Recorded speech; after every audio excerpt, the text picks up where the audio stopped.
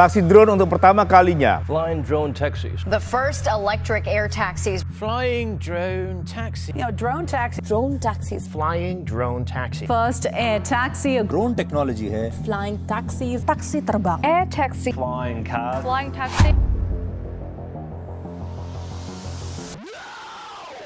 Hai semuanya, mobil terbang bukan lagi sekedar mimpi fiksi ilmiah. Di Indonesia, PT Dirgantara bersama perusahaan swasta Vela Aero saat ini sedang mengembangkan produk mobil terbang yang diberi nama Vela Alpha. Produk ini menjadi sorotan setelah prototipenya dipamerkan di Singapore Airshow pada tahun 2024 di Singapura. Nah, Vela Aero merupakan perusahaan startup yang beroperasi di Indonesia sejak 2020. Perusahaan ini bermarkas di Bandung, Jawa Barat. Mereka memiliki visi untuk menjadi pionir dalam memberikan solusi mobilitas udara atau Advanced Air Mobility di Indonesia. Berdasarkan informasi di website perusahaan resminya, Vela Aero terdiri dari gabungan disiplin kedirgantaraan. Para ahli di perusahaan itu fokus untuk mewujudkan moda transportasi udara berteknologi masa depan. Tercatat, saat ini terdapat lebih dari 40 insinyur yang tergabung dalam Vela Aero. Meski Vela Aero masih seumur jagung, namun kiprahnya tak bisa dianggap remeh. Vela Aero juga telah bekerja sama dengan sejumlah perusahaan besar, seperti PT Garuda Indonesia, Toyota, Airbus, Mitsubishi Aircraft, Bombardier, dan PT Line Industri. Nah, Vela Alpha sendiri adalah kendaraan Vertical Take Off Landing atau VTOL yang bisa beroperasi secara elektrik maupun hibrida. Mobil terbang ini memiliki 8 baling-baling untuk mengangkat pesawat saat lepas landas dan 1 propeller di belakang untuk menjelajah di udara. Mobil terbang ini juga memiliki sayap tetap seperti pesawat komersial biasa. Produk unggulan Vela Aero ini digadang-gadang akan menjadi saingan utama Supernal dari Korea Selatan di pasar taksi udara Indonesia.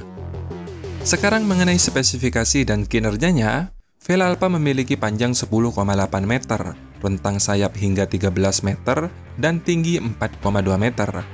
Taksi udara ini dapat diawaki 1 pilot dan dapat membawa 4 penumpang, atau berkapasitas muatan hingga 456 kg. Taksi udara ini memiliki berat landas maksimum hingga 2.850 kg. Ditenagai dengan sistem propulsi full elektrik dengan daya sebesar 216 kWh. Mobil terbang ini bisa menjangkau jarak 100 km per jam jika beroperasi secara elektrik dan 500 km jika beroperasi secara hibrida. Kecepatan maksimalnya yang bisa ditempuh sekitar 250 km per jam. Pihak Vela Aero mengklaim perjalanan dari pusat SCBD menuju Bandara Udara Soekarno-Hatta bisa ditempuh hanya dalam kurun waktu 8 menit saja. Waktu tersebut lebih singkat dibandingkan menggunakan KRL yang mencapai 44 menit, sedangkan mobil 60 menit. Mobil terbang ini ditargetkan untuk dipasarkan pada tahun 2028. Saat ini, PT DI sedang menguji layak terbang kepada Direktorat Kelayakudaraan dan Pengoperasian Pesawat Udara. Mengenai harganya, memang cukup fantastis. Vela Alpha kabarnya dibanderol antara 1,5 hingga 2 juta US dollar atau sekitar 23 hingga 31 miliar rupiah. Wah, gimana tuh? Bikin sakit dada, bro. Selain itu, sertifikasi juga sedang diajukan ke otorita FAA atau Federal Aviation Administration agar mobil terbang ini bisa dijual di luar Indonesia atau diekspor. Sebagai informasi, geng, sertifikasi FAA adalah proses yang dilakukan oleh pesawat, peralatan penerbangan, dan operator penerbangan untuk mendapatkan persetujuan dari FAA di Amerika Serikat. Jika Vela Alpha nanti lolos mendapatkan sertifikasi FAA, maka mobil terbang ini bisa diekspor ke seluruh dunia. Wah, mantap kan? Vela Alpha merupakan produk anak bangsa, geng, maka dari itu kita harus dukung. Terlebih, Vela Alpha merupakan pionir di Asia Tenggara dalam bidang mobil terbang. Produk ini mendapatkan apresiasi langsung dari Menteri Perhubungan Budi Karya Sumadi yang saat itu sempat berkunjung ke pameran di Singapura.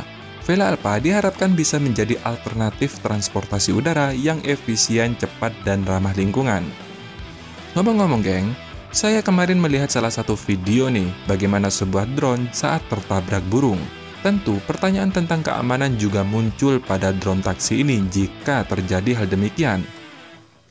Jadi gini, geng, admin bukanlah orang yang expert dalam bidang ilmu teknik.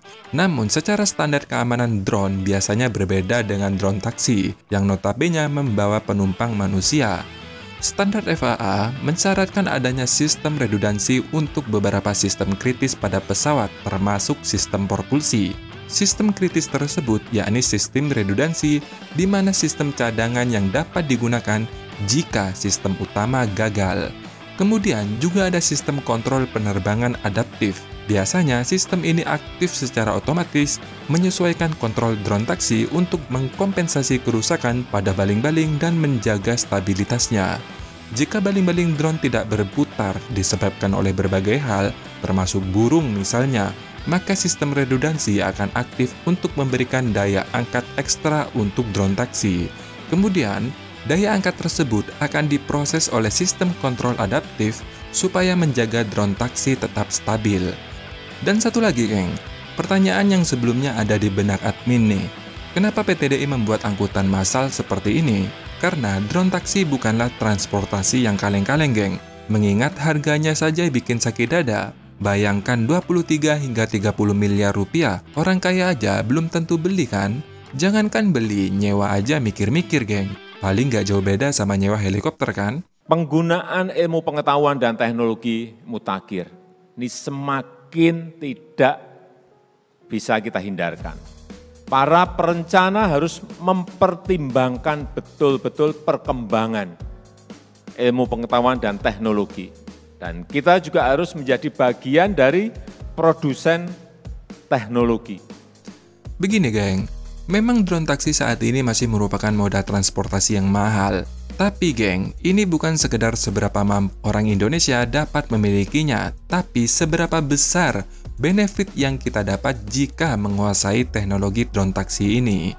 Masih ingat awal 90-an? Seberapa banyak sih orang Indonesia mempunyai mobil kala itu? Tapi setelah 23 tahun berikutnya, saat ini sudah ada sekitar 20 juta mobil pribadi. Ingat, mobil pribadi di Indonesia. Artinya apa? Ini adalah kesempatan yang bagus untuk mengembangkan, mengingat saingan dalam transportasi jenis ini masih belum banyak. Jangan sampai saat drone taksi sudah ramai digunakan, harganya sudah terjangkau dan masyarakat Indonesia sudah banyak yang mampu membelinya, malah saat itu merek mobil terbangnya masih merek asing. Nasibnya sama seperti mobil roda 4 di Indonesia saat ini, geng.